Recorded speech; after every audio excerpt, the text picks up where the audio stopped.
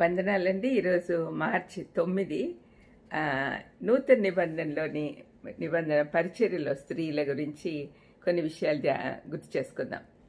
నిన్న women's day ఉన్నింది. మరి ఈరోజు స్త్రీల గురించి మాట్లాడుకుంటున్నాం. అపొస్తలుల కార్యం 21:9లో కన్యకులుగా ఉన్న 4 కుమార్తెలు అతనికుండిరి, వారు ప్రవచించువారు.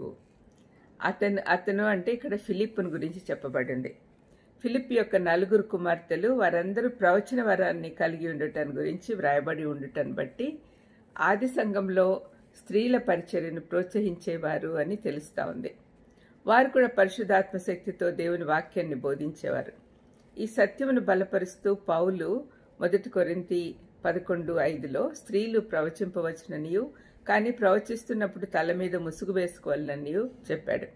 పురుషులైన స్త్రీలైన ఆధ్యాత్మిక నాయకులు దేవుని రాజ్య చట్టాలు పాటించాలి. పరిచర్యలో స్త్రీలు పాల్గొనటం గురించి కొన్ని సంఘాల్లో ఎందుకు వివాదం రేపుతున్నారో అర్థం కాదు. కానీ మేడగదిలో పరిశుద్ధాత్మ నింపుదల కొరకు ఎదురు చూసిన వారిలో స్త్రీలు ఉన్నారు. సంఘం పుట్టినప్పుడు వారున్నారు. పేతురు చేసిన మొదటి ప్రసంగం తర్వాత యావేలు ప్రవక్త చెప్పిన ప్రవచనం నెరవేరట చూస్తూ ఉన్నాం. యావేలు 2:28-30 వరకు చూస్తే కుమార్తెలపైన పనికత్తెల మీదను ఆత్మను కుమ్మరించేదను అని చెప్తూ ఉన్నాడు. ఆది సంఘంలో సంఘం ప్రారంభించబడిన తర్వాత అందరిపైన ఆత్మ కుమ్మరించబడింది. అందుకే స్త్రీలు కూడా పరిశుద్ధాత్మ శక్తితో ప్రభావవంతమైన బోధలు చేస్తూ ఎందరినో దేవుని దగ్గరికి నడిపిస్తూ ఉన్నారు. బైబిల్లో పురుషులకే ఆధిక్యత ఇచ్చి వారే ఎక్కువగా పరిచర్య చేసినట్టుగా గ్రంథస్థం చేయబడింది. కానీ పరిచర్య భాగ్యం స్త్రీలకు కూడా ఇవ్వబడింది అని కొన్ని వాక్యాల ద్వారా మనం చూడొచ్చు. మొదటిది రోమా 16:1లో సంఘ పరిచారకురాలకు ఫీబే అని రాయబడింది. ఫీబే చాలా గొప్ప పని చేసిందండి. రోమ్ నగరంకి తీసుకెళ్ళింది. రెండవది యోహాన్ రాసిన 2వ పత్రికలో ఏర్పరచబడినదైన అమ్మగారికి అని సంబోధిస్తూ ఆమె ఇంటిలో జరుగుతున్న పరిచర్యను బట్టి కొన్ని సలహాలు ఇచ్చాడు.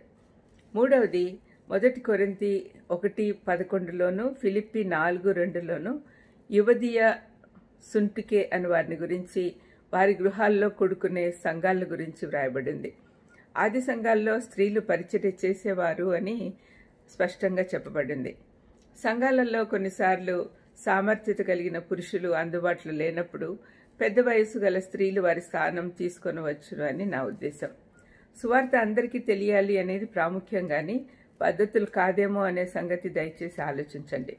గలతీ 3:26-28లో దేవుని నమ్మిన వారంతా సమానమని చెప్పబడింది. మరి దాని మాట ఏంటి? నన్ను తప్పుపట్టేవారు చాలామంది ఉన్నారు, కానీ దేవునికి మాత్రమే నేను లెక్కప్ప చెప్పాలి అని తలస్తూ ఉన్నాను. ప్రార్థన చేసుకుందాం. దయామేడ తండ్రి, చాలామంది స్త్రీలు వాక్యం చెప్పకూడదు అని అంటారు నాయన. నాకైతే చెప్పడము మా హక్కు అని అనుకుంటాను నాయన. మరి మీరు మీ ఉద్దేశం ఏంటో మాకు తెలియచేయమని యేసుక్రీస్తు నామమున వేడుకుంటున్నాను తండ్రి. ఆమెన్. God bless you.